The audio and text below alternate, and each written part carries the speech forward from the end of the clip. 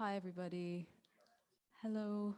Sorry, just a quick note to say we're about to start in a couple of minutes. We're just waiting on one speaker who's about to come up from the lobby. So just 2 more minutes. Okay, great.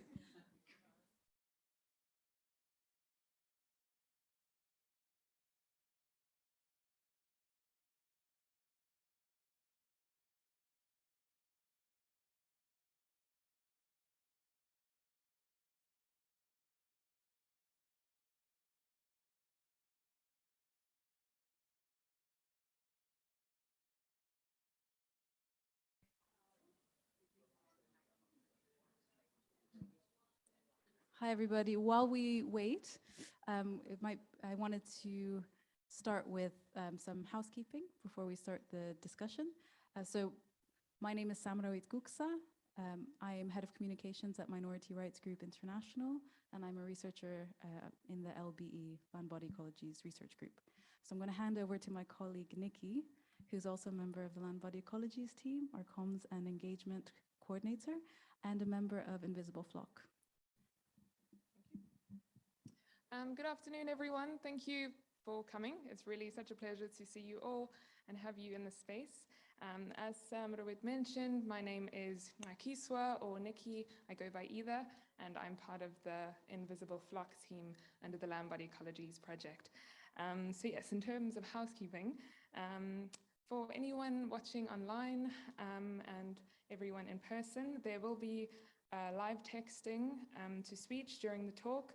If you miss anything, there will be a recording available after the event on our social media. So we are on Twitter, Facebook, and Instagram. If you need any comfort breaks during the talk, we have accessible bathrooms just straight out where you will have walked in on your right. There's one bathroom there, and if you go straight down and turn right again, you'll find some bathrooms there. In the event of a fire, which we hope doesn't happen, you'll go through the same exit or the entrance that you've come through, and you will go down the stairs, and Harriet Martin, if you can give just a little wave, would be our fire marshal in that instance. But again, let's hope that is not something we have to worry about. On your seats, you might have seen 2 pages. So the first is a questionnaire. And yes, the questionnaire is from Invisible Flock and something we could ask if you don't mind to fill in order to collect data as part of our organizational funding requirements for Arts Council England. And the second postcard is an LBE activity prompt. And we usually ask people a question or an idea in relation to home and land. So if you'd like to draw or to write throughout the course of the afternoon, then please feel free to do so. And whether you keep it anonymous or you write your name down, we'll be collecting them in a box just on the way out. So that would be amazing to have your contributions.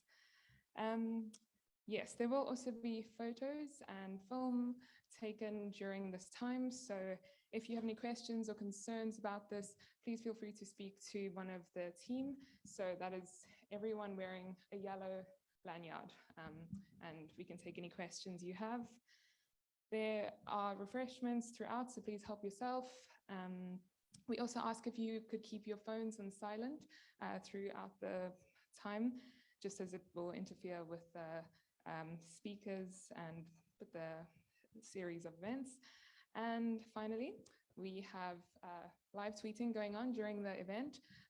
So for you not to forget, and for me not to forget, our hashtag is LBExchange.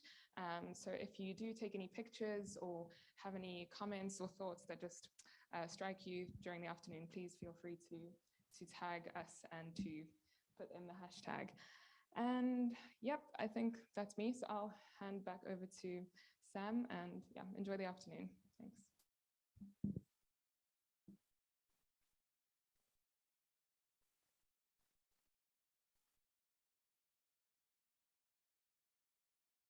Thanks, everybody. Thank you, Nikki. I think we will segue into the event now. So, thank you all for coming. What brings us here today is a topic of fortress conservation and trauma. So, as I mentioned earlier, I'm part of Minority Rights Group International, and we're a human rights NGO that has researched this topic extensively, particularly looking at the dimensions of how the specific model of conservation impacts marginalized and in particular indigenous communities. Now, to start the event, we actually wanted to open up with a video that will tell this story much better than any one of us can do in 2 minutes. But before we start this video, I just want to say when you talk about trauma, the conversation can be quite triggering. So for this event, for those of you in the room, if you do feel at any point that you want a moment, we've left that door in the back to my right open. So at any point, please feel free to stand up and take a moment and the door will remain open. So without much further to say, let's play.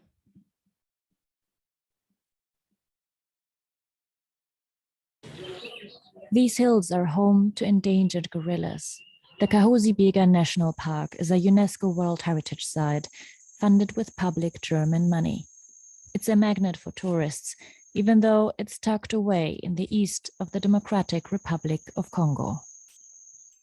But the park is also home to these villagers, the Batwa people. They've allegedly suffered killings, rapes, and the burning of their homes. These photos document what looks like a systematic terror campaign. The aim? To drive them out of the park, they tell us. A rights group says this persecution is indirectly financed by the German government. Last November, the village was attacked and the Batwa left. They've been scratching a living in this abandoned construction site since then. Kibibi Kaloba told us just one of many gruesome stories we heard.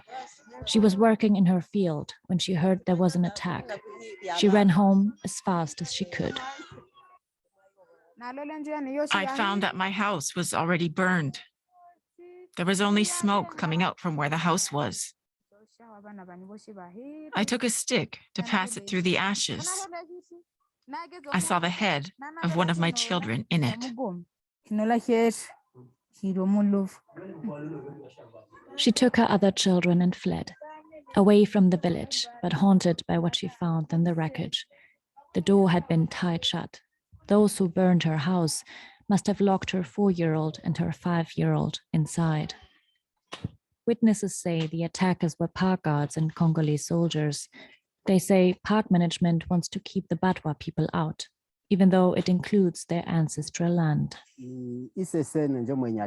They were sent by the Wildlife Authority. Every year since 2019, they've come to attack us. When they killed people, they cut off their arms and showed them to others, telling them to leave the fields, or they would exterminate them all. The construction site is squalid. There's no clean water or medical help. It's not even safe. There was a violent attack by an armed group a few days before we arrived. The NGO Minority Rights Group has extensively researched the violent incidents in the last 3 years. In their latest report, they say park guards have killed at least 20 unarmed civilians, gang raped 15 women, and forced hundreds to flee. We found 2 park guards who admitted being actively involved in multiple attacks.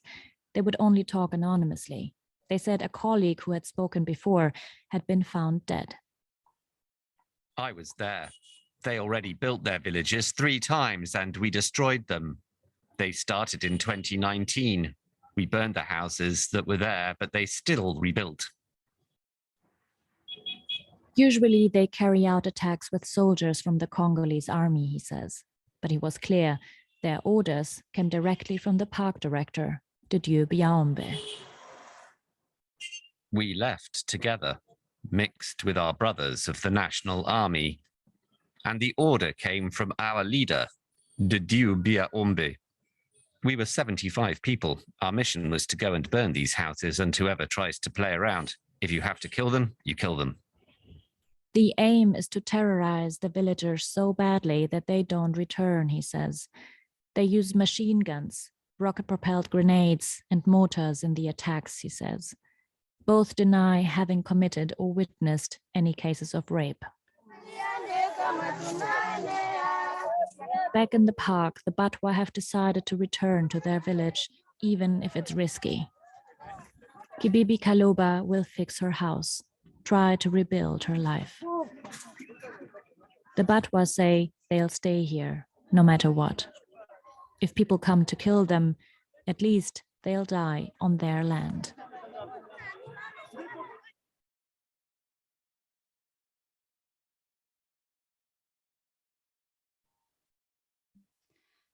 Thank you for taking the time to watch that. So first of all, welcome Yannick.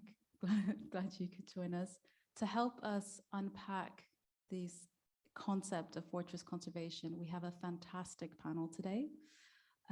In the room with us, we have Colin Woma and Yannick Ndoyo, and remotely, who you'll see on the screen when their presentations come up, we have Sylvia Kokunda and Tafatswa Mushonga. So our first speaker, to help us understand this concept further and the implications, is Dr. Colin Woma.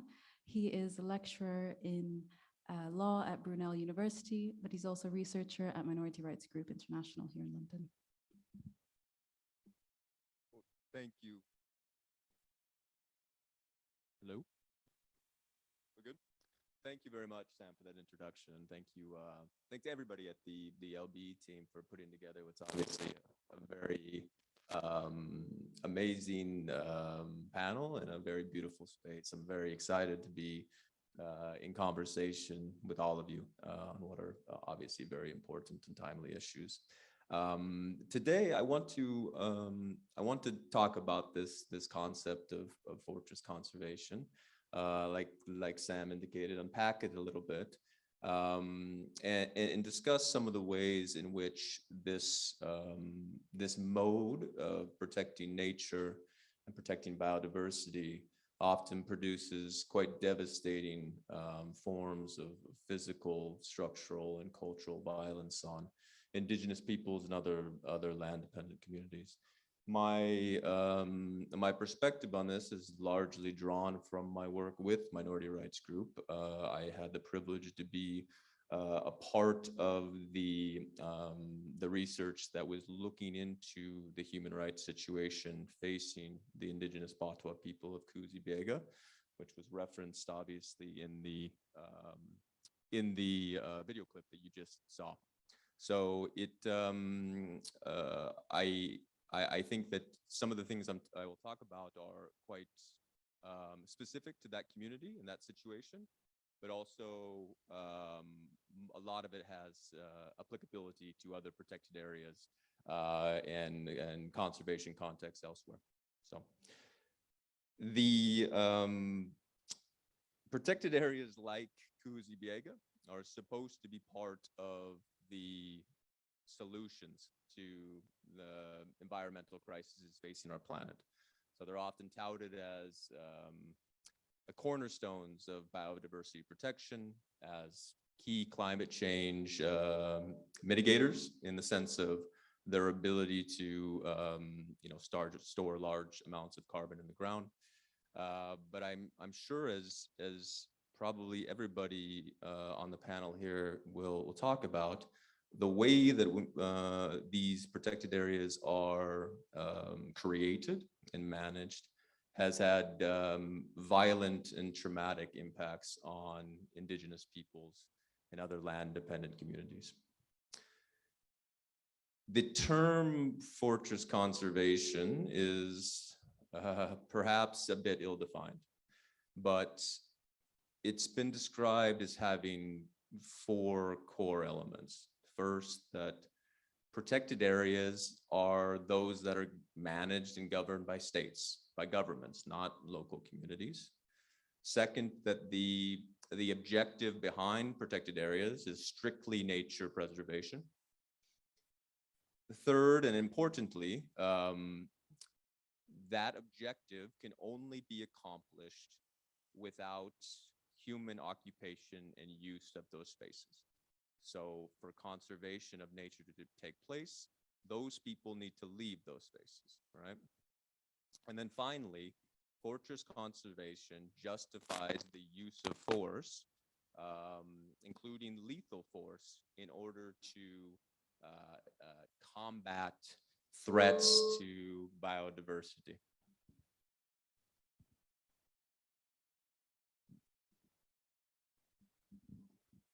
Let's see if the switcheroo helps here. I'm feeling good about it already. Okay.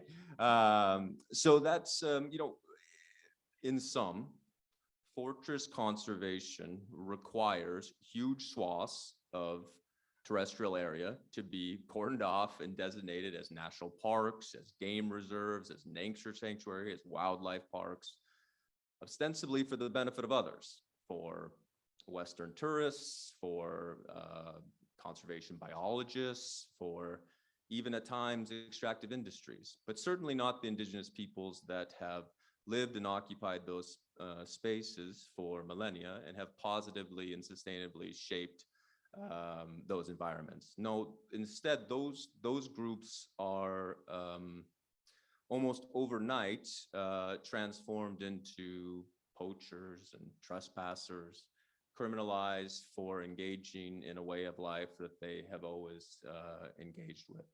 And that's something that has transpired across the world for the past 150 years. It's not something that's unique to Kahuzi-Biega, the Congo Basin, to East Africa, or otherwise. It's a global problem that has been transplanted in many different areas. And that's exactly what happened to the Batwa, right? Is kind of foreshadowed in that video clip.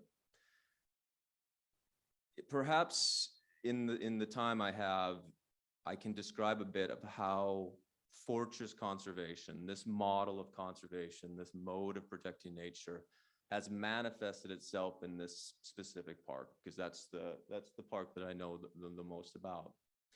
I think in the first instance, fortress conservation starts with the expulsion of the original inhabitants and their violent exclusion thereafter. So in Kahuzi-Biega in 1937, the Batwa lands were denominated as a forest reserve by the Belgian colonial government. Thereafter, in the 1970s, the post-colonial government gazetted and expanded that forest reserve into a national park, effectively creating the Kahuzi-Biega National Park. That was accompanied by the forced and violent removal of between 3,000 and 6,000 Batwa who were actually living inside the park. Importantly, those communities were not consulted. They were not compensated. There were no alternative arrangements made. And so you can imagine a scenario where thousands of traditional hunter-gatherer community members are forced into host villages on the outskirts of the park, where they largely remain to this day living in quite destitute, often precarious and unimaginably terrible circumstances, frankly. Fast forward to 2018, and this was talked about in the video a bit, but there was a group of Batwa community members that actually returned to their home in the park. That's, let's say, almost 40 years, 50 years almost after their original displacement. They returned to build villages and networks, community centers, to resume communal living inside the park, just as they always have, right? That return in 2018 was met with the violent campaign that was described in the video clip. So that was the subject of the research that we did at Minority Rights Group. And the ensuing human rights violations that were documented are quite egregious. I'm not going to go into detail with them today. If you're interested in this subject and learning more about what happened in Kahuzi-Biega, and particularly how conservation was weaponized against the Batwa, I would encourage you to take a look at the couple of reports that MRG has produced. They're available online. Certainly can be accessed. But this is the first step of the fortress conservation project, right? It's expulsion and exclusion. Another key aspect of fortress conservation in my mind, and one that's present in Kahuzi-Biega, is the prominent role that international actors play in these projects. So in particular, donors and conservation NGOs wield an incredible amount of political and financial power in how these spaces are managed, right? And so in Kahuzi-Biega, the German government, the development agencies within the German government, development agencies within the US government, and the global conservation NGO Wildlife Conservation Society, all were key supporters of the park for a extended period of time, including in the lead up to the violent campaign that was described in the video.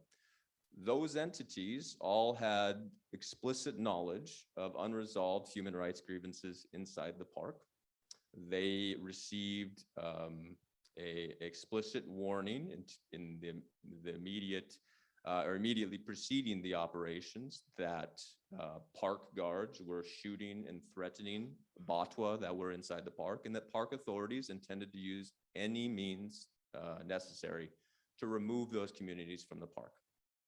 Despite this, they continued to provide key material and financial support to the park, and specifically to those to the specific group of park guards that are accused of the heinous crimes that were described in the video. Interestingly enough, these international actors, donors, NGOs, they will all condemn fortress conservation publicly in their statements, in their policies. You're not going to see any of them endorse it, right? But with their support of Kahuzi-Biega over multiple years, and to be clear, it is decades of exclusion, violent exclusion of the community, they supported, promoted, and acquiesced in a fortress conservation project to the extreme detriment of the community. The third thing that is very much present in Kahuzi-Biega and is increasingly part of fortress conservation is the militarization of conservation enforcement of the boundaries of protected areas. So in Kahuzi-Biega, and this is something that you'll see in the Congo Basin and across many protected areas, particularly in Africa, is that the militarization of conservation there is quite evident. The park guards wear fatigues, they brandish AK-47s. Some of them use even more high-powered weapons. They have rocket-propelled grenade launchers. They use mortars on bombing the Batwa villages that were built inside the park. So these are sophisticated paramilitary and military operations. They are trained in paramilitary tactics by foreign partners, paid for by the likes of Wildlife Conservation Society, the German government, the US government. And this training includes instructions on combat tactics, military engagement, use of weapons, those type of things. Not the typical things that you think about when you think of park rangers in a national park, right? So the last thing that I'll mention with respect to these inherent elements of fortress conservation is that not only are there extreme human costs associated with this, but the fortress conservation model in Kahuzi-Biega, at least, is not effectively protecting biodiversity. There's no question that biodiversity is failing on a massive scale in that park. And the reasons for that are various and complex, and probably could serve as a subject matter for an entire panel. But there's no question that removing the Batwa from the park in the 1970s removed a layer of protection, an essential aspect of that ecosystem, whereas today all of the metrics for conservation are generally not met, right? So I say all of that I mention all of these as ways in which fortress conservation kind of manifests itself in this particular park. And I think it's important to just emphasize that when you bring all of that together, Kahuzi-Biega and other protected areas that are established and created on indigenous territories without their free, prior, and informed consent are invariably colonial and violent projects that we all must robustly challenge, right? Regardless of the ostensible good that nature conservation supposedly does for the environmental threats that we just talked about. For the Batwa, nature conservation has been a catastrophe, right? I think in the first 2 decades after their expulsion, half of their population had perished. So there's an obvious physical toll on the group, but there's also a mental toll. There's the cultural dislocation and cultural violence that comes about through being disconnected in perpetuity from your lands, right? From the places in which you worship your ancestors, where you bury your people, where you conduct your spiritual and cultural rites. There's a mental cost to all of that, and I think that in the broader sense, that type of cultural loss, that cultural dislocation, that cultural violence is at the core of all colonial projects, and it's something that's being obviously replicated in Kahuzi-Biega and in conservation projects more generally. So I'll leave it there, but hopefully we can pick up on anything in the Q&A. Thank you. Thank you very much, Colin, for framing and for explaining further the specific model. I know in your research, you were looking very much at it from a human rights perspective. And I mean, events like this that LBE tries to host is really all in the goal of breaking silos. So looking at fortress conservation and the human rights implications of such models, looking at the same problem with a health lens, and in particular today, looking at it from a trauma lens. Our next speaker can speak quite powerfully to this from firsthand experience. Sylvia Kukunda is the Chief Executive Officer of Action for Batwa Empowerment Group based in Southwest Uganda. She is a member of the Land Body Ecologies research team, and she is leading the research in Uganda with the Batwa community. She will.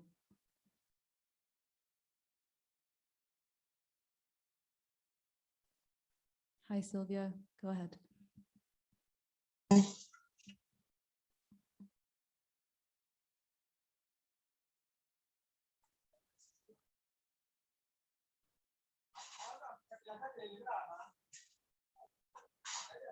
Hello.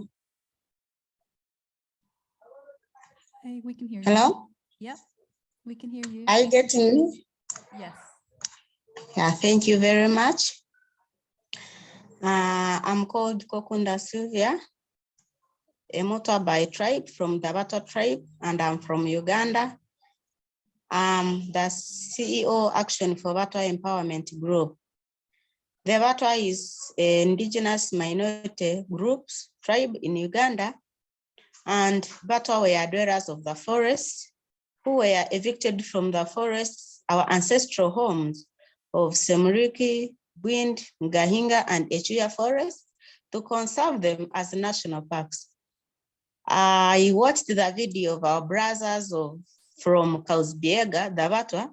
It is very touching, and it reminds me of many things that we go through, and most of the things that we have lost when we are evicted from our forest. This thing is not only happening to the people, to the Batwa of DRC, it also affects the Batwa in Uganda and elsewhere. So we go through a lot. When we are evicted, we lived in harmony with the gorillas, and we are the first conservationists of the forests. because we could not destroy our homes where we get food, medicine, honey, and which was our shelter.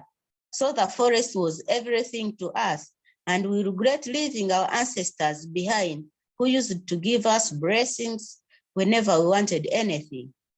And we are not secure because our culture is vanishing, like the language, herbal medicines, dancing, and performing, because we are denied to access the forest. We have specific historical places in the forest where we use it to worship from, like our shrines, and we no longer access these things.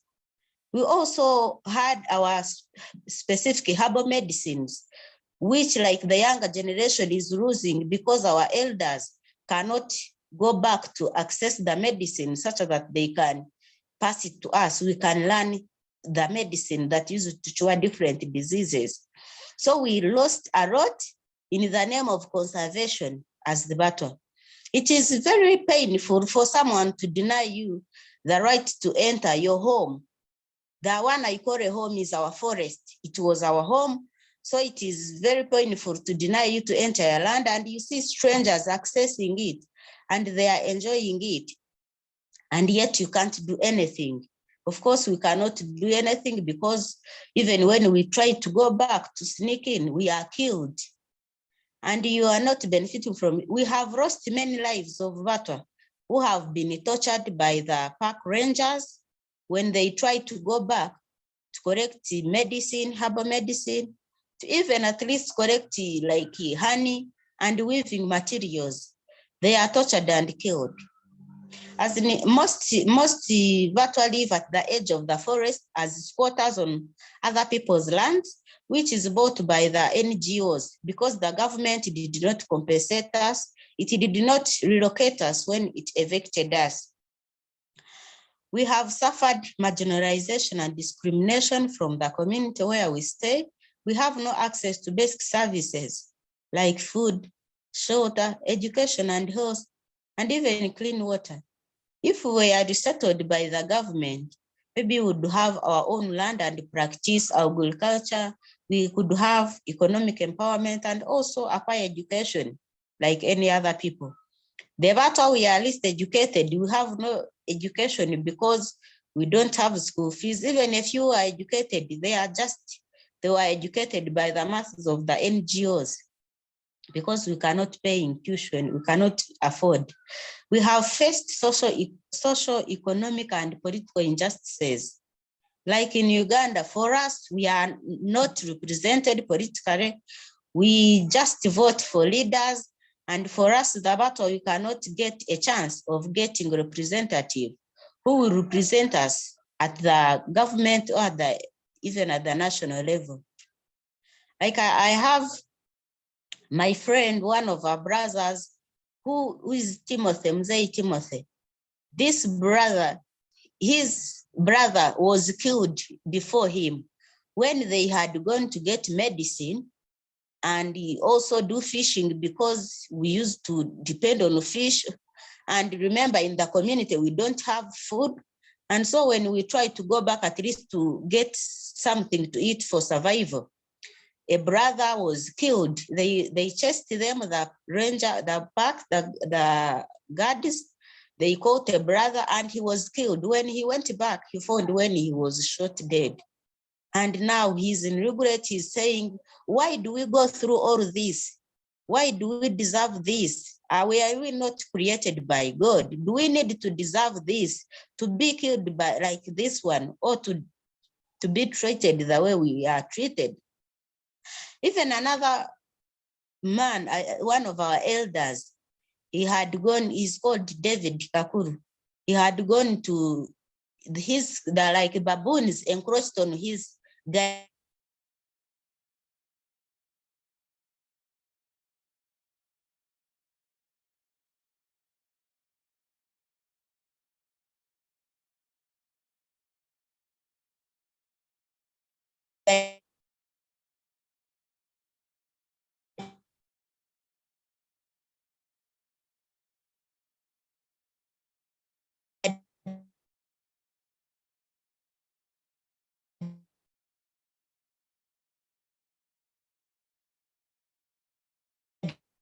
Just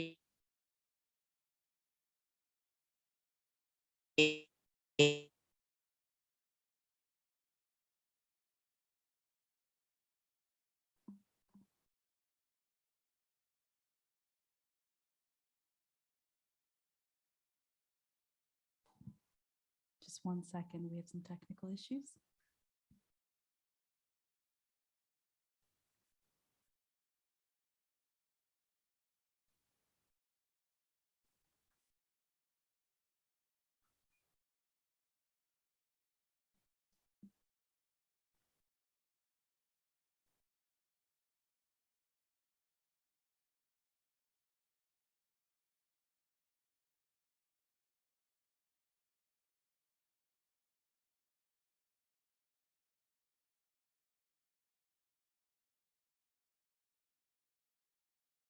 Hello, Great, we can hear you. can you hear me? Yes, yes.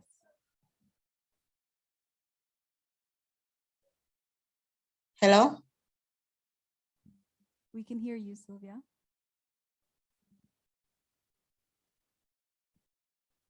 Are you getting me? Should I continue? Okay, thank you. So this elder, when he picked the medicines, he was taken to prison, and they were like, they will not release you unless you pay some money. He was charged some money of which he didn't have.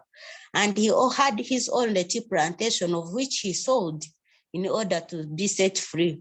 And now when I met him of recent, he was crying, saying, now my family, we don't have what to depend on, because the only garden I had, I sold it because I wanted to get free out of the prison. So we go through a lot as the Batwa people because of conservation. I was calling upon the government, when these people, when they are evicted, they suffer a lot.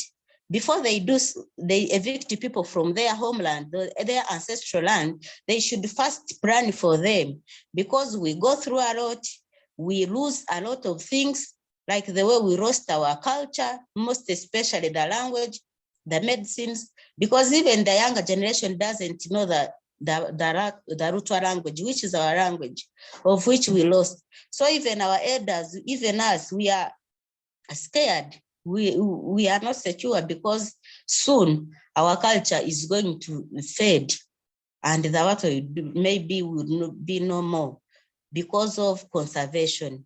So please, those who are conserving the environment, they should do it properly, or first plan for it, and they should think for the people they evict before they do some eviction.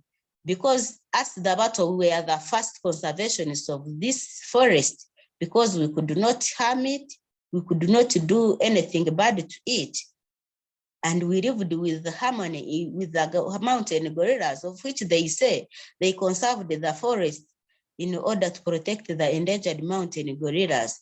They are like our cousins, so we could not harm them. And now instead, it is now because of climate change, they are destroying our forests, our homes, and the climate change, there is change in climate because of evicting us. That's all I had. Thank you. Okay. Thank you, Sylvia. Thank you for your touching presentation and for sharing the testimony. Welcome. Thank you, Ben. Of the community. I have a lot of questions already, but especially for those joining online as well, please save your questions for the end of the session. We'll have some time for Q&A with all panelists. Our next speaker, we're very privileged to have in the room, Yannick Ndoyo. Yannick is the executive director of Traditional Ecosystem Survival in Tanzania. And I will hand over to you immediately so you can present.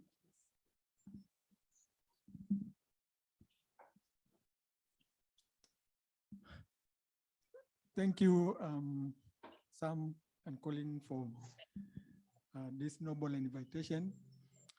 And please allow me to stand. I am very privileged to come and speak before you. And like Colin and the lady in Uganda, I'm also going to share a very vivid example, very, very specific example of how conservation is affecting everyday lives of the people that I belong. I'm a Maasai. I'm a traditional leader like Gwanani. And as some said, I'm also a CEO of that organization. And my father, when he was a young man, lived in Serengeti. The place probably you know as the famous tourist destination in Africa, Serengeti National Park. And he and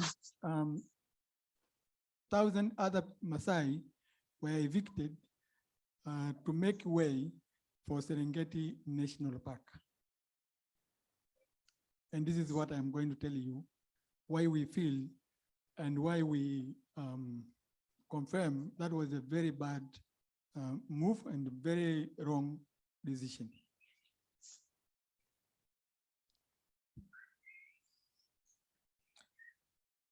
And the creation of Serengeti National Park, just as the rest, was created during the colonial period in 1950s, and Serengeti specifically was created in 1959. After 8 years of negotiation between the Maasai people and the British colonial administration. And in the end, they were made to sign an agreement between the Maasai and the British colonial administrator of that time. And there are two aspects of that agreement that are very, that should concern everyone. One, the Maasai are saying, from now on, we denounce our claim as Serengeti belonging to us from now and for the generations to come. That is one statement which is very controversial. And the last one, the statement says, that agreement says, I am the colonial administrator. I am satisfied that this agreement was translated to the Maasai and they understood and they assent. Who can agree to give away their land voluntarily and why they were forced to leave Serengeti if they really volunteer to give it away? And in the next slide, this is the German researcher, ecologist, who supposedly lived and did his research in Serengeti that eventually culminated into making Serengeti National Park. In 1959, he actually facilitated the movement and the removal and displacement of the Maasai from Serengeti, Bernard Jimek. The year later, 1960, he was awarded the most prestigious award, an Oscar award. And ever since, he has been proclaimed as having a very positive impact to Serengeti creation. Of course, in your world.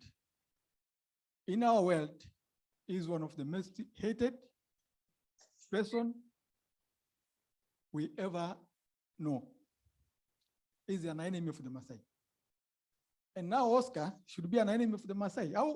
How can you congratulate someone for moving the Maasai out of their land? How do you reward someone for documenting or writing about the facilitation he made to remove the people? Actually, the Maasai should be awarded an Oscar. So this is how conservation was created. the good guys and the bad guys. And the bad guys are the Maasai, have stood to be bad until today. The good guys, the Bernards and the rest, are pictured as having they love conservation, they are friends of nature until today. So that separation has remained and that relationship is existing, and those two groups hate each other. In the next slide, these are the people who were trained and continue to be trained to protect, because this is not conservation, this is protection. These are the people on the first picture are the Kenyan Rangers.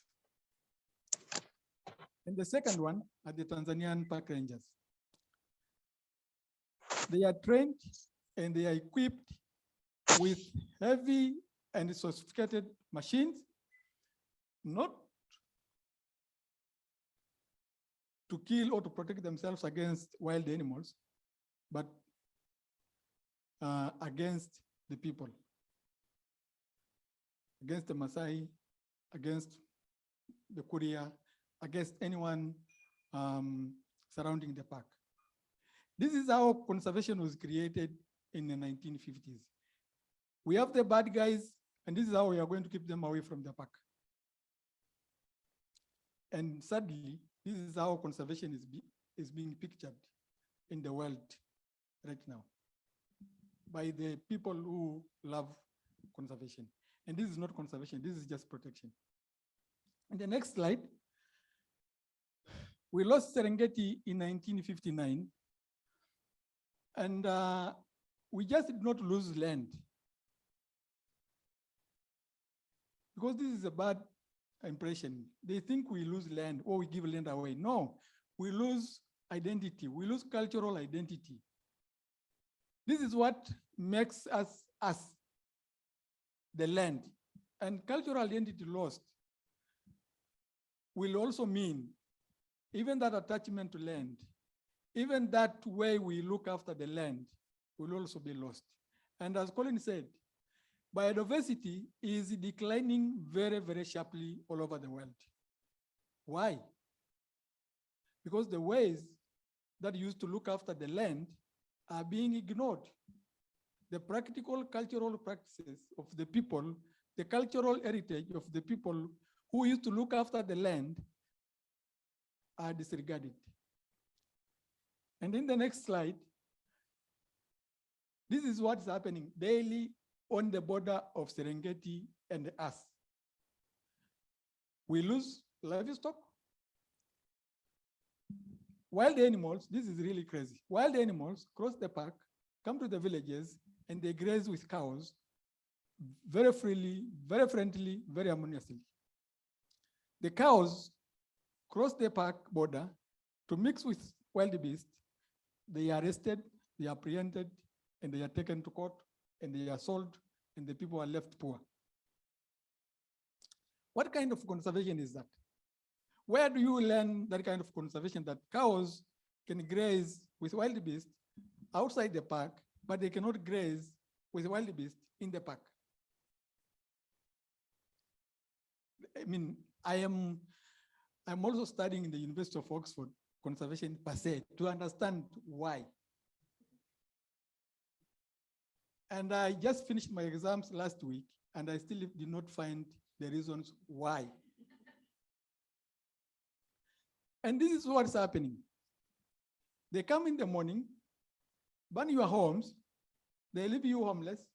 The young children do not know what to do. The mothers don't know what to do. The fathers don't know what to do. People are left very disrespectful. And this is people claim to be doing conservation. This is really, we have to reconsider. And we lose, if one of these cows, a family of these cows, once they are sold, because there were 296 cows here, and all of them were sold. People became poor overnight. This is really wrong. And it is also wrong. I'm sure you will never tolerate this should happen in this part of the world. Would you? Never. This is what is happening. This is the boundary of Serengeti National Park. The rangers found this young man. They had an exchange of words, and what next followed was a gunshot. He was shot, just like that. One morning, they came. In the first picture that you saw, a family stranded because there were several families. This was one of their homes. 300 bombers were burnt in August of 2017. Not even in the park, just because they were bordering the national park. 300 bombers of that. And all this is because of conservation. And yet, biodiversity is declining. So there's a big mismatch of what is really being conserved and why should it decline? So, like the Maasai, for example, there's a very big enmity right now between the Maasai and the government. There's a very big enmity between the government, the Maasai, and conservation organizations. Like, for example, Frankfurt Zoological Society, which is a conservation organization, cannot go to the Maasai to broker a deal of a conservation project. They will never be accepted. I don't know what would happen. So this hostility of creating the bad guys and the good guys, and even the good guys are not doing the good job, continues up until now. And the dangerous thing is, people who don't know what's happening, what the picture you only get is of that conservation, the good thing, the nature conservation. We are doing the best. Elephants are increasing. Wild beast migration is still there. This is the message you get. They never tell you the other kind of message. And this is the message we thank Minority Rights Group for giving us an opportunity to tell you that kind of, the other message they don't tell you.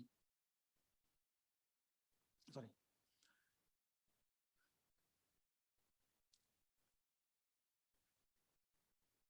Oh, okay, but don't worry.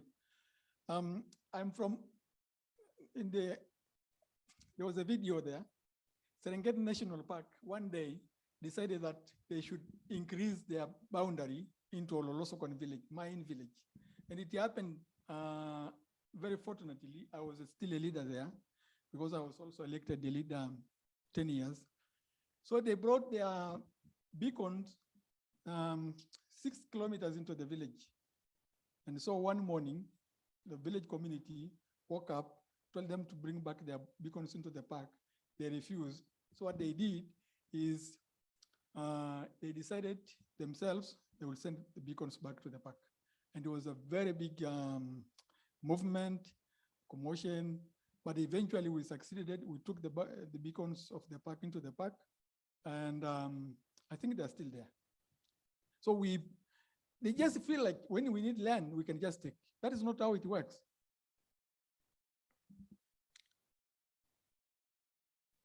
There's some more.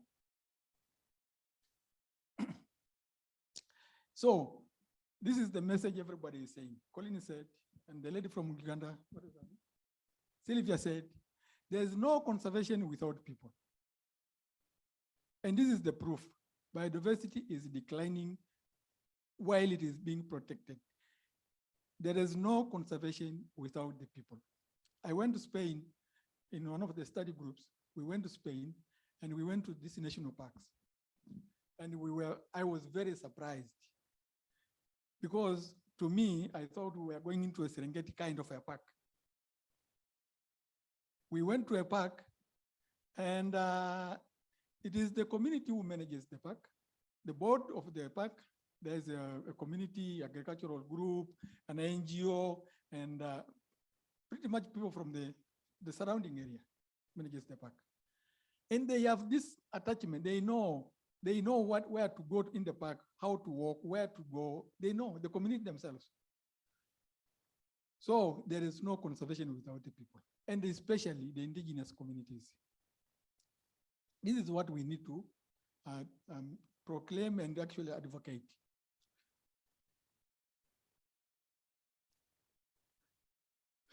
So what to do to get the best conservation? One, we have to defund violent conservation. We can no longer continue to fund militarism in conservation. We have to keep people on the land, conserve biodiversity, and if you have to fund conservation, fund that guy, the harmonious conservation. The violent has no space. And of course, we have to decolonize conservation. Thank you very much.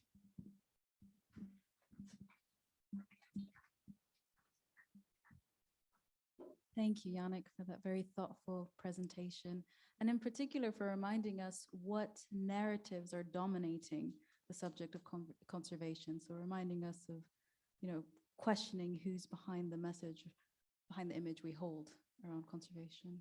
So thank you very much. Our last speaker is Tafatwa Mushonga. She is joining us from Pretoria, and she's with the Center for Advancements of Scholarship at the University of Pretoria. She's a co-editor of a recently published book called The Violence of Conservation in Africa, which I have here and really recommend that everyone gets a copy. It's just a fantastic book that really explains this issue of violence and conservation across Africa widely. So Tafatwa will present some of her research in this topic. Hi, Tafatwa. Hi, I don't seem to see, I would have loved to see the room as well, but it's okay. Okay, so I was asked to speak about the possibility of nonviolent conservation. Wow, lovely to see everyone. Okay, so hi, I will say hi again from the city of Tshwane, also known as the city of Pretoria in South Africa. So I was asked to speak about the possibility of nonviolent conservation. But before I do that, I just thought maybe I can add a voice or two to experiences of trauma as a result of forest conservation that were shared to me by communities living around Sikumi Forest Reserve in Zimbabwe. These experiences were shared to me whilst I was conducting a study on the militarization of conservation and its effects on local people. So before I share these experiences, I just think maybe it would be useful for me to sort of give you a sense of the geography where these experiences are coming from. So if we move over to the next slide, the next slide, Ben.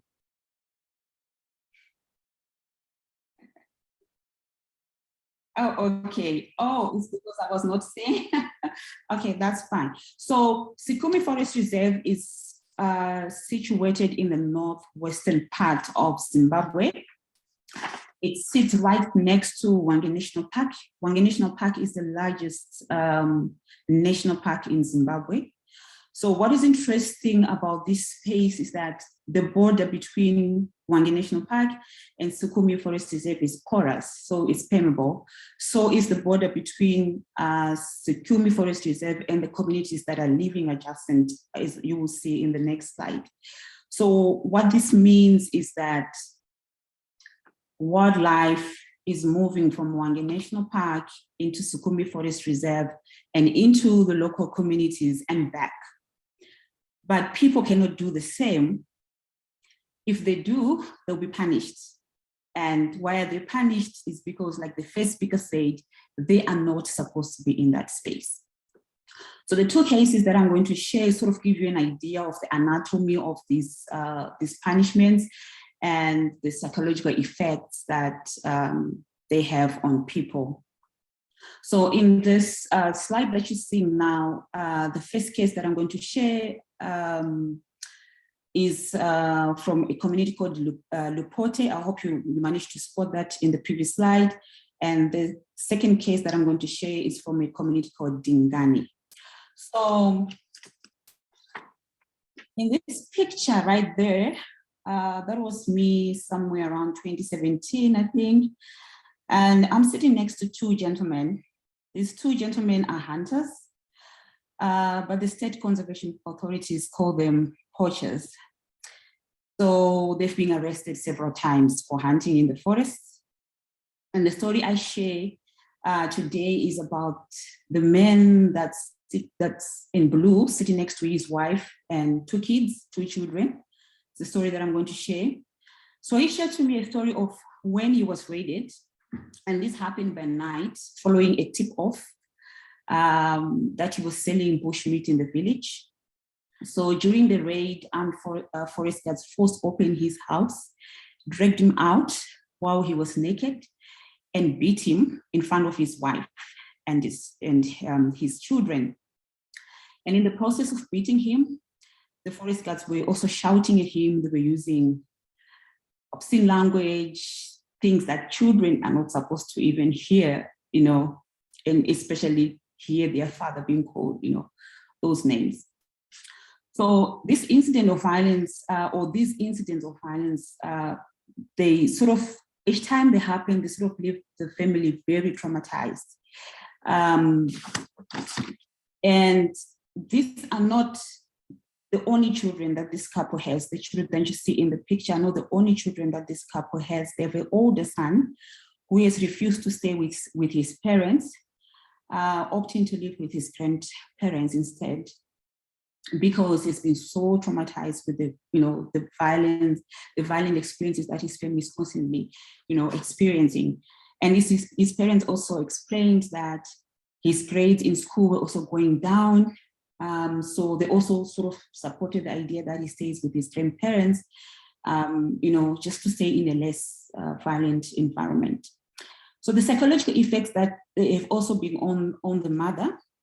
She spoke to me of losing confidence in her husband as the protector of the family. Just from watching her husband being, beaten and belittled by other men. And she also, because she's lost that confidence, she cannot join other women in household activities that are often done in groups. Things like firewood collection, which is often done in groups. It's just a way of socializing amongst women. And, in such groups, they usually share many ideas about life, livelihoods, and looking after their family. She cannot partake in those anymore because she feels less confident. She cannot even join other women to go collect water because she's constantly thinking that, the other women are going to judge her and her family for constantly being, raided by the forest guards.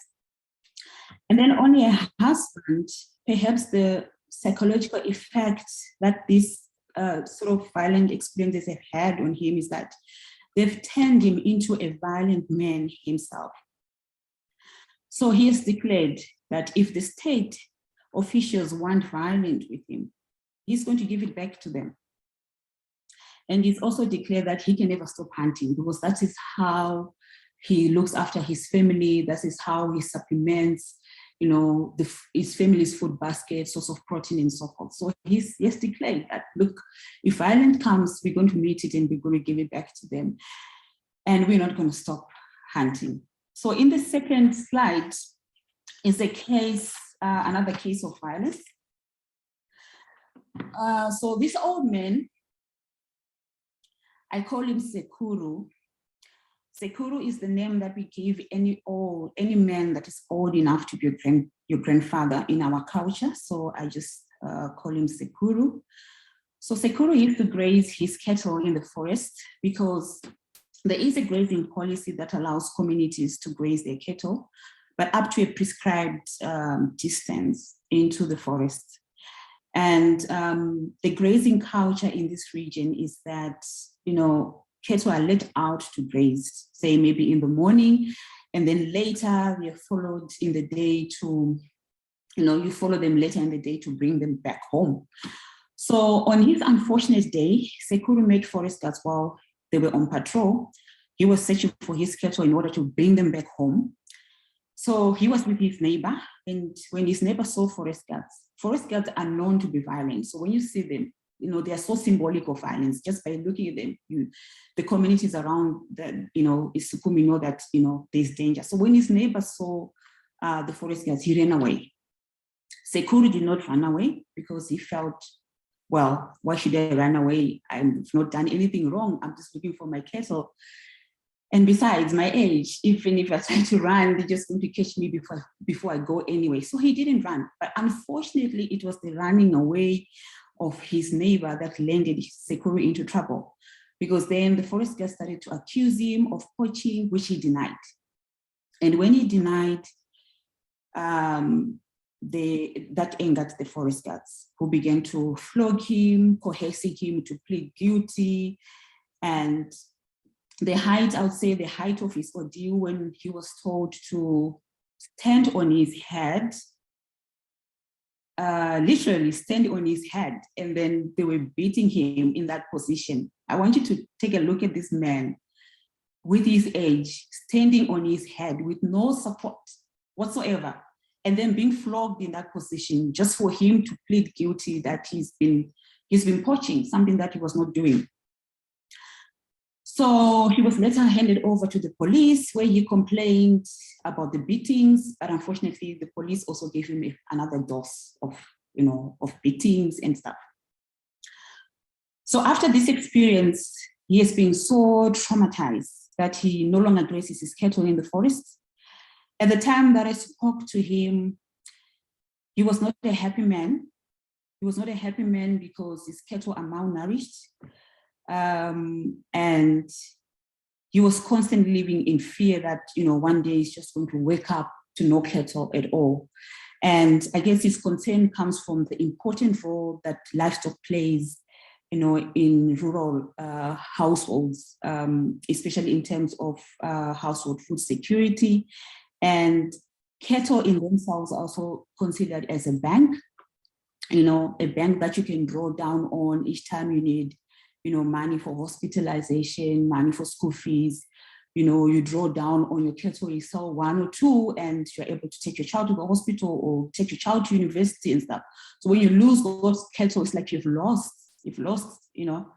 something that should sustain you. So the fact that you could wake up to having no cattle at all, it really affected him.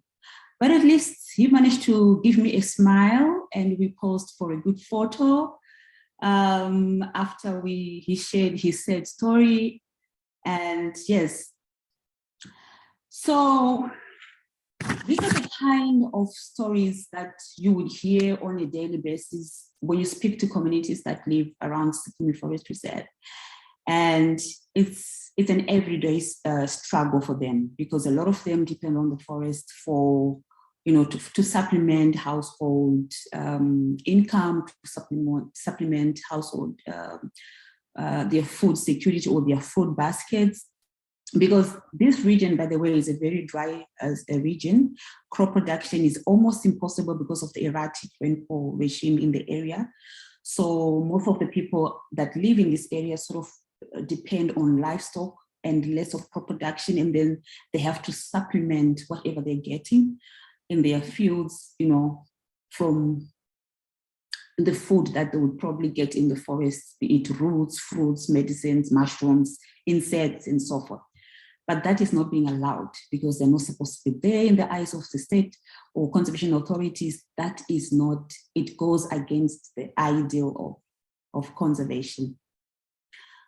So, but the question now, I want to address the question that I was asked to speak about, that, is a non-violent conservation possible?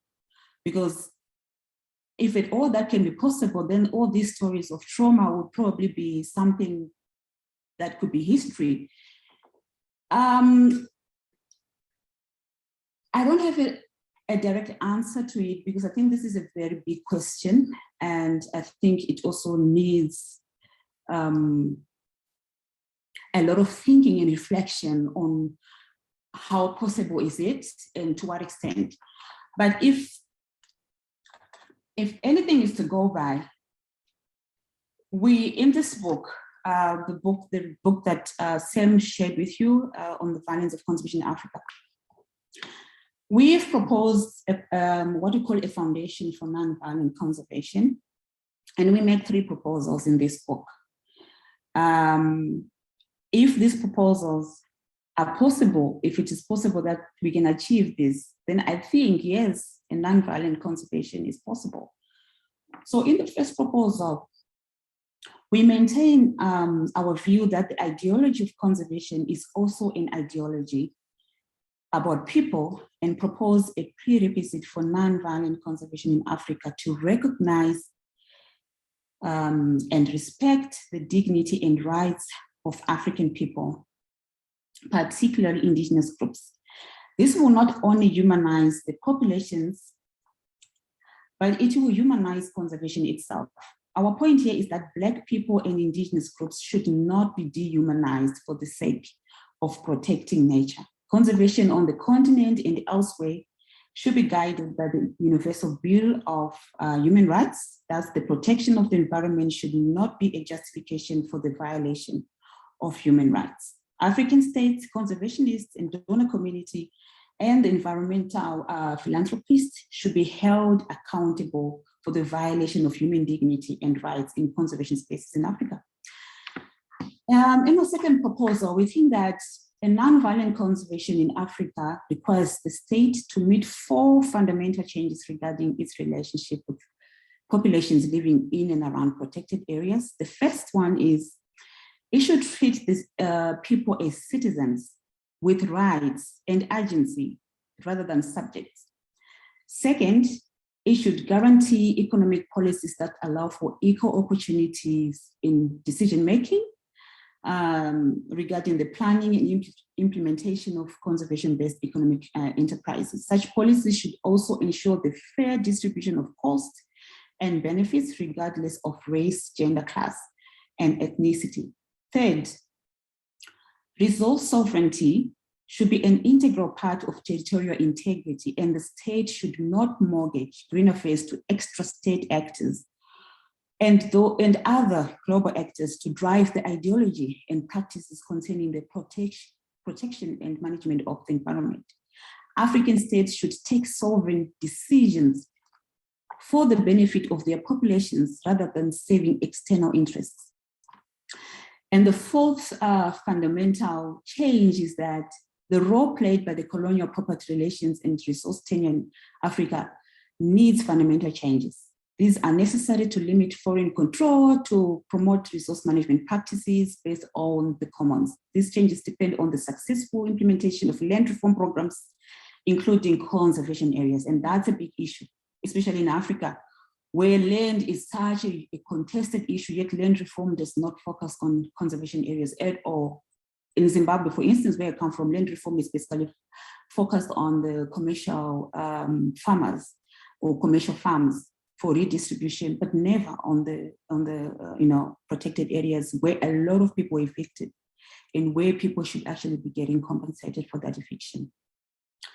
Our last proposal, we argue that discussions about alternatives to violence in conservation are woefully incomplete without engaging protected areas as cartographic states of exception.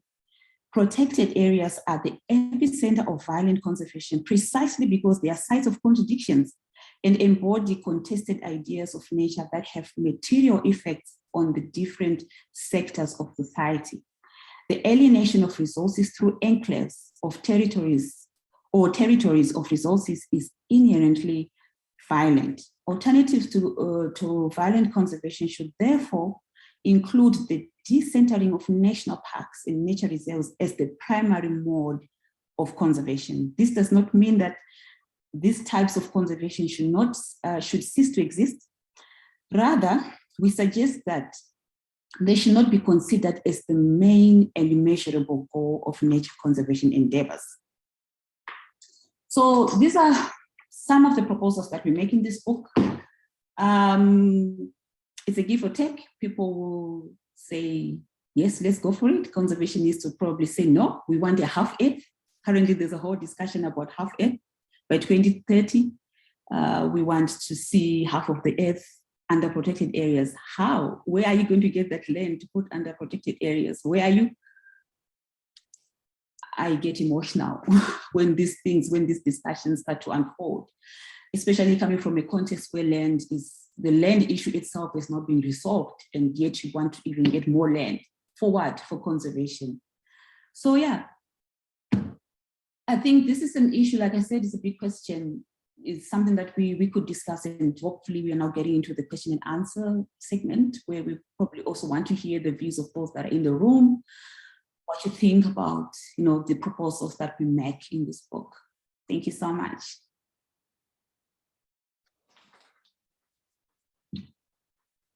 Thank you, Batwa.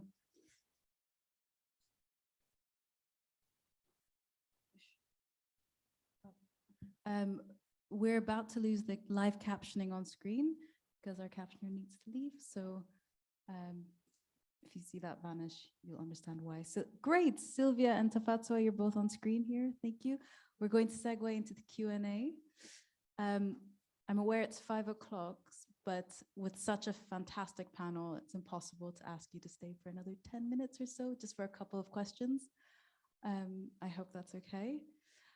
And for the sake of time, actually, I have lots of questions, but I want to give everyone joining us online or in the room an opportunity. If there are any questions in the room for anyone on the panel, please do raise your hand and a mic will be brought to you.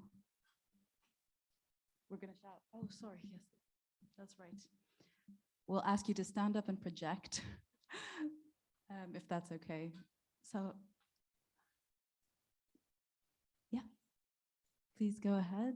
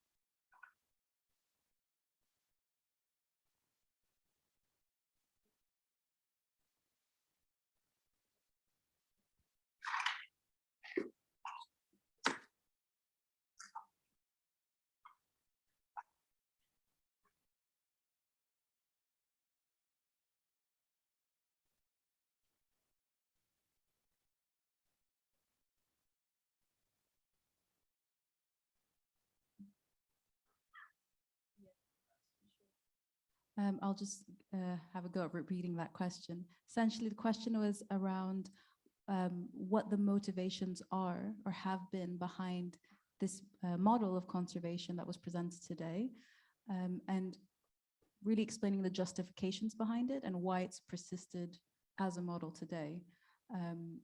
Did I summarize that correctly? Maybe we'll start with, anyone want to go first, or I can nominate? I'll get us started here, I guess, but thank you very much for your question. I'm sure that I'll fail in providing a complete answer to this, but one of the things that come to mind with respect to motivation, it's not necessarily a motivation, but it's the way in which this idea developed, right? So early 19th century environmentalists decided that we no longer needed to develop pristine landscapes, but rather they're so beautiful, so pristine that we need to preserve them, right?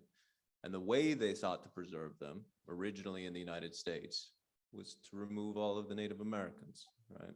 So this became ingrained in the environmental movement, in the dominant thinking about conservation. And then subsequently, these conservation organizations, World Wildlife Fund, WCS, These are the people that adopted these views and then transplanted that model to other contexts, right? So in the case of Kahuzi-Biega, the primary people that were working for Wildlife Conservation Society in the Congo Basin explicitly said that they were bringing the Yellowstone model, the Yellowstone being Yellowstone National Park, where all of the Native Americans were removed so we could have this national park, right?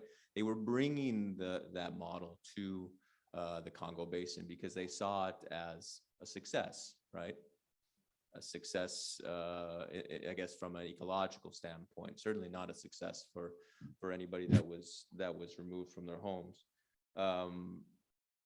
Why it persists?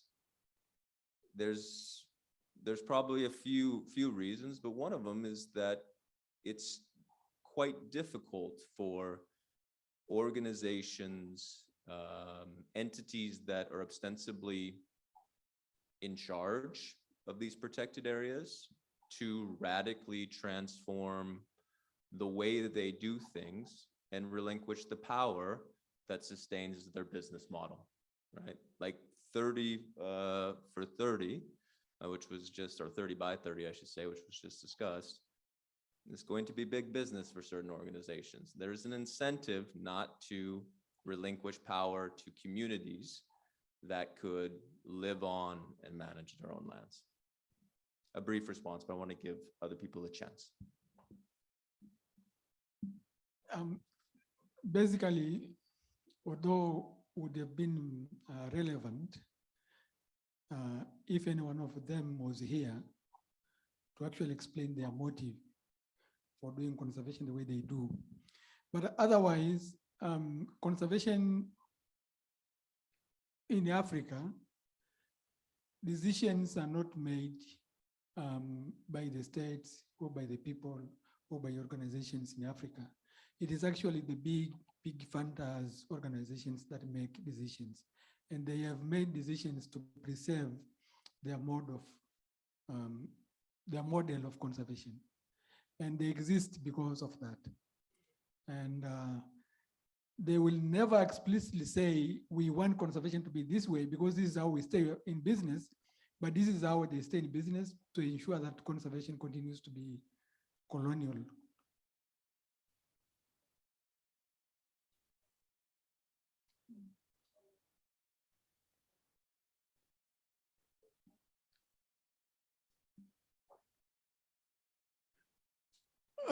The question is, if this is how they do you think they believe in it, that they will actually sustain their model from generations? I believe what they bank their model on is the power and the support of governments in the South. But I can tell you there's huge resistance is growing in the South because of what you have just heard. Like, for example, 30 by 30, we need to protect the world, 30% of the world by 2030, for example. That in itself is brewing a lot of protest because of more land alienation from the people. And also more abuse and more violations of people's lands and human rights. So we know it is not going to work. How much they know, how much they believe, we don't know.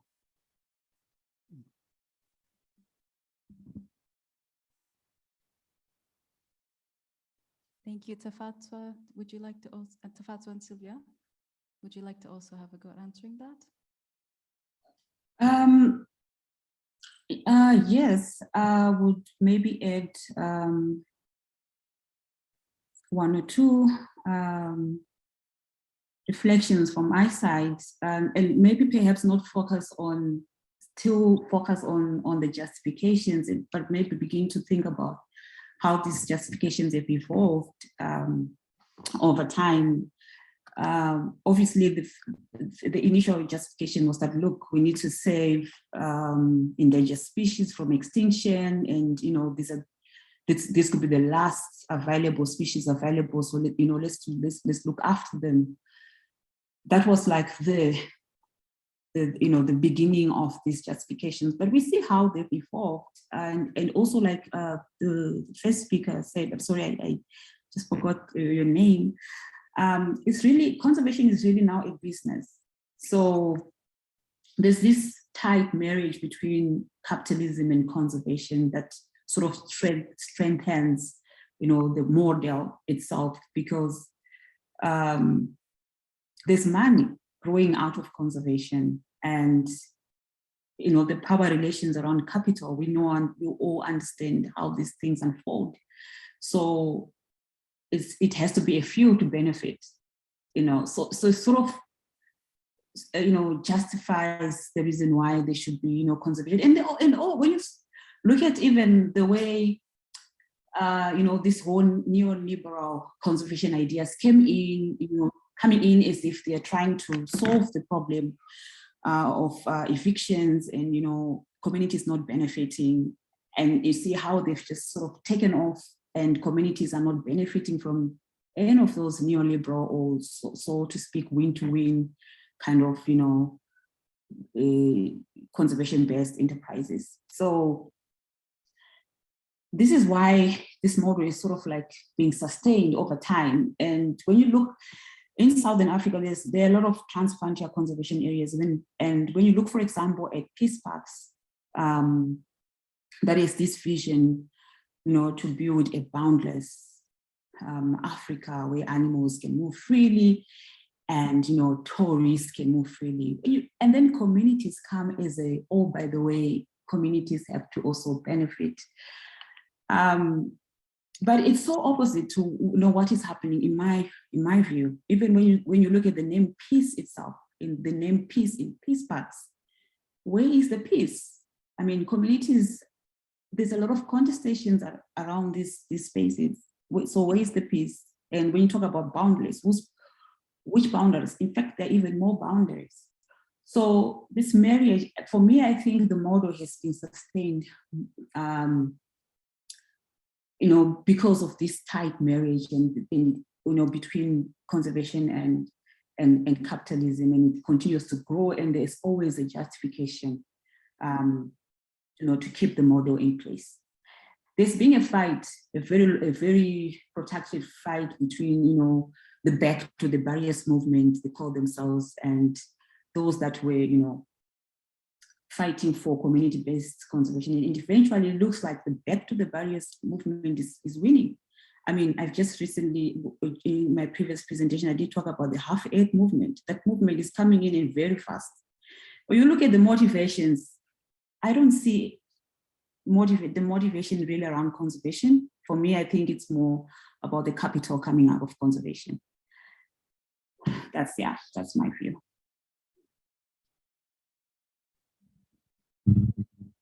Thank you, Tafanswa. Sylvia, there's a question actually here for you, if I can ask. Yes, I read the question. Great.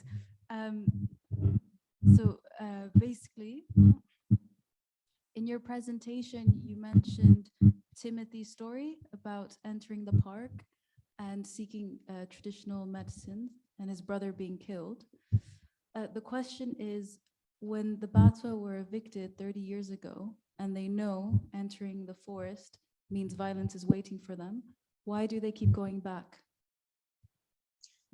The reason as to why they keep going back, in fact, they are aware that the forest was preserved, is now gazetted as a national park. We are restricted from entering, but the reason as to why they keep on going back, it's because they were promised to be compensated, to be relocated, and they did not get anything from the government. And the reason why they go back, they want to get the medicines, the medicinal herbs, because when they are sick, they cannot maybe get money to access healthcare services, centers. And as a result, they have to go back and get medicine. They are aware, but still they have to go back because they want to look for an alternative. They can't keep home and die because they don't have money to go to the hospitals. And yet they know in the forest there are herbal medicines. They can sneak and go there. When they are killed, they know they will be killed. But at times when they are lucky, they come back. And in fact, like Timothy, he continues going back. He's saying, the government did not relocate us. It has never given us anything. So I want to keep on going to the forest to get something like collecting firewood, or getting weaving materials, because I want to survive. I want to get money, which the government does not give me. So I rather die like my brother, because I'm entering my home. I rather die from my ancestral home than keep outside starving when I know inside there is food or there is anything I can get and survive. So that's the reasons as we keep on going there. In fact, there is this UWA, which is now a custodian of the national park, Uganda Wildlife Authority.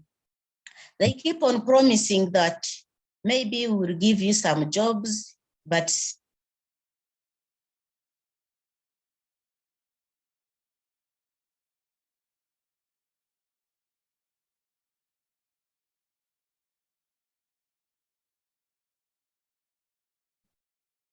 Okay, while we wait for, oh, yeah. she's back. Continue, Sylvia. Okay. Yeah, like even, in fact, there is a meeting which we had and we were like, please, if you don't want to cater for us, if you don't want to give us like hospitals, getting social services, please let us go back to the forest and get what belongs to us. And they have been telling us, please forget about getting back to your ancestral homes. It is never there. You rather, when you go back, we'll end up killing you, all of you. Maybe when you feel you're tired of the world, you go back to the forest, we'll give, and we'll never give you access to the forest again. That's what they have been telling us. And there is some also percentage they give to the people bounding the forests. And mostly the Batwa are the one bounding the forests, but the Batwa don't benefit. It goes directly to the community members. And when it reaches to these community members, they are the ones to decide where the money to go. And the Batwa don't benefit anything.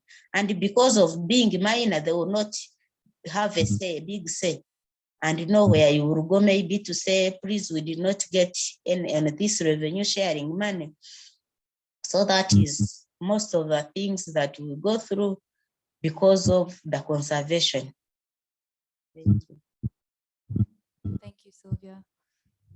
For the sake of time, we can probably only take one more question. I did see the.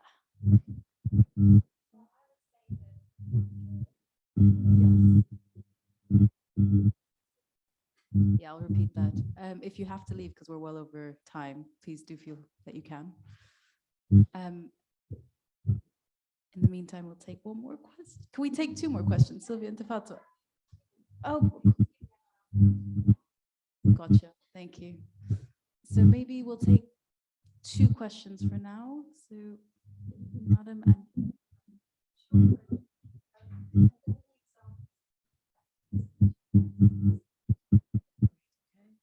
take two.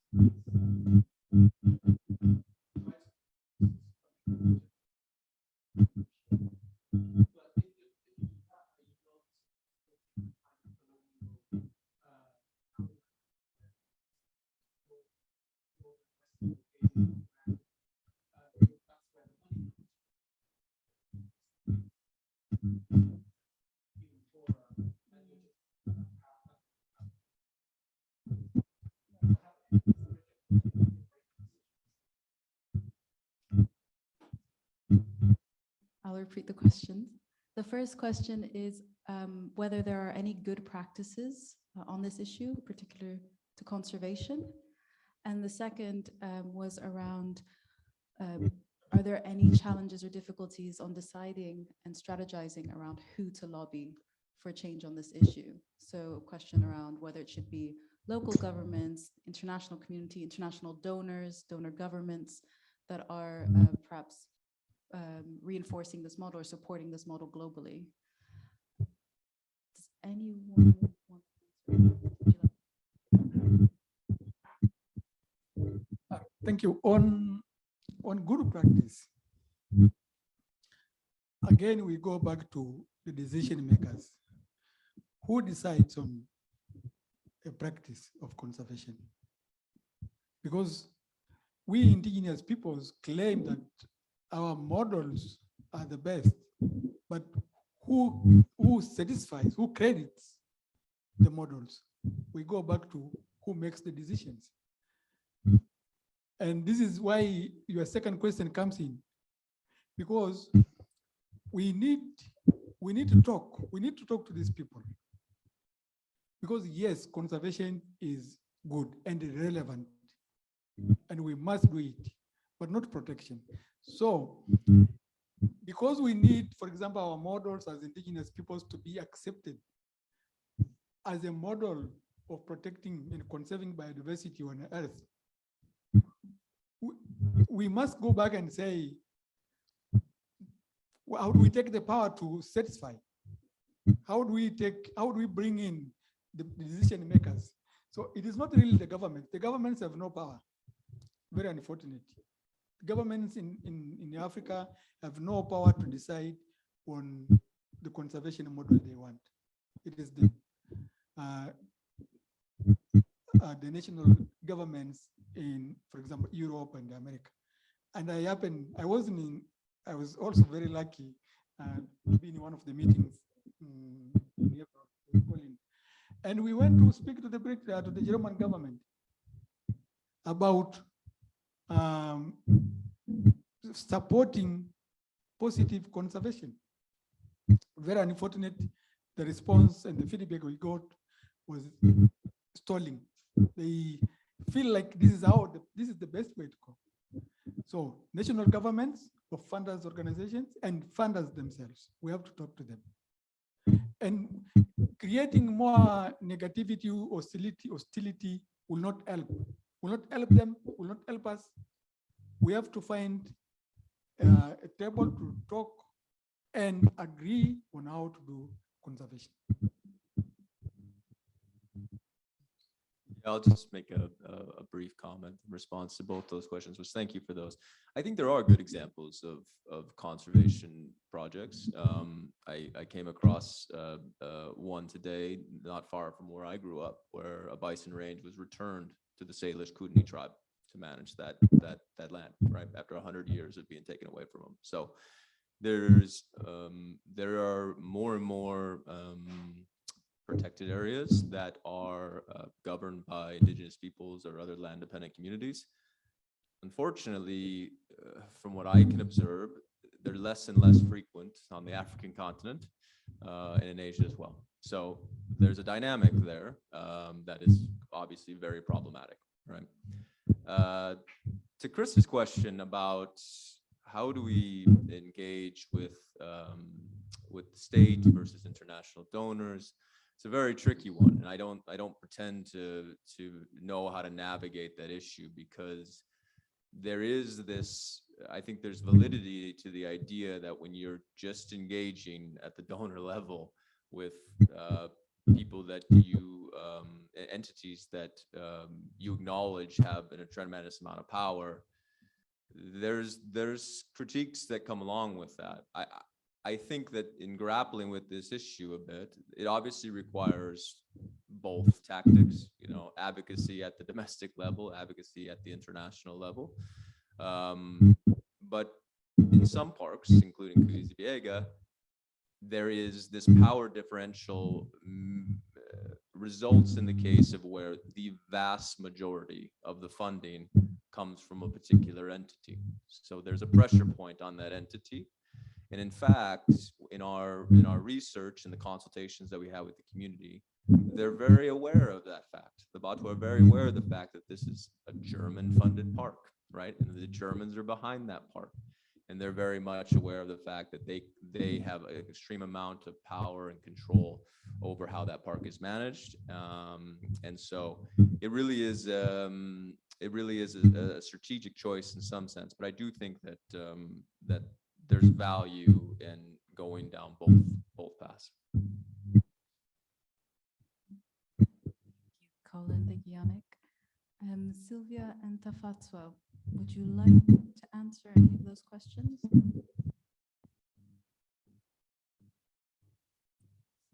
Oh, sorry.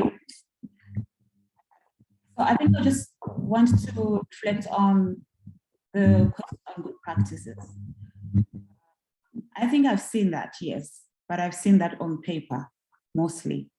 So there are a lot of, because, you know, conservation is most governments in Africa, I should say, don't have a big budget for conservation.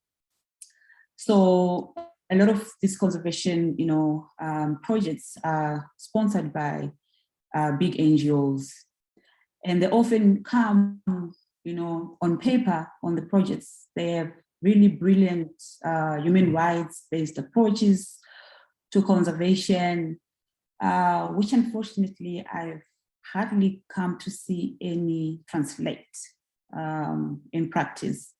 For example, there was a project that was launched in the northwest part of Zimbabwe, touching on the Kavango Zambezi Transfrontier Conservation Area, where a certain organization came with this whole people-centered, you know, framed project, really touching on aspects on human rights and, you know, how much they want to see people really being part of these spaces. But the same organization was funding the militarization of conservation. What a contradiction. So I've seen good practices of conservation on paper that really don't translate on the ground. Even the neoliberal conservation practices, when the architects of that model proposed it, it was meant to be a win-win situation, which was really going to be a good practice of conservation. But when we dig into the archives, we see that the people that are winning, we know who is winning and who is losing. So I'll be cautious, but I don't think I've really seen any good practices, I mean, from this part of the world on conservation. I've really seen a lot of that on paper and really don't translate. Yeah.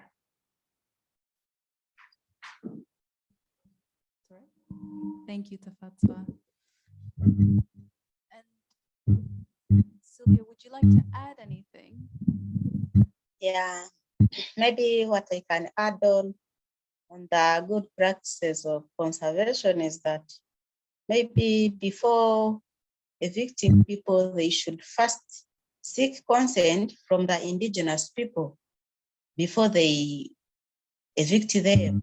Then they should come with a way forward and make sure that what they write or what they agree, it is put in practice and not just making empty promises, because people suffer a lot when they are evicted and they have no homes, they are just homeless.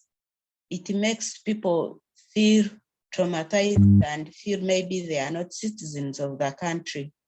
So forcing people to vacate their homes, it is not a good practice, but they should first seek consent before they evict them.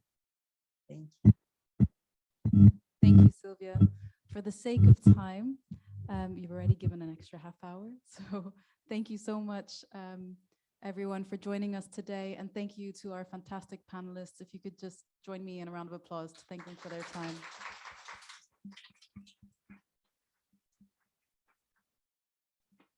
In closing, if I may, just mention that LBE will be hosting a series of such events on a range of topics. We are an interdisciplinary group, so the topics will be very different from time to time. So please do, to know about the next events, please do sign up to our newsletter. It's on our website, landbodyecologies.com, and go to the contact us page and you'll see the sign up link there. And if you have any other questions on today's discussion, please don't hesitate to email them to us and we will pass them on to the speakers so you can be put in touch. Thank you again and have a really good evening. Take care. Thank you. Thank you. I don't know, should we go right away?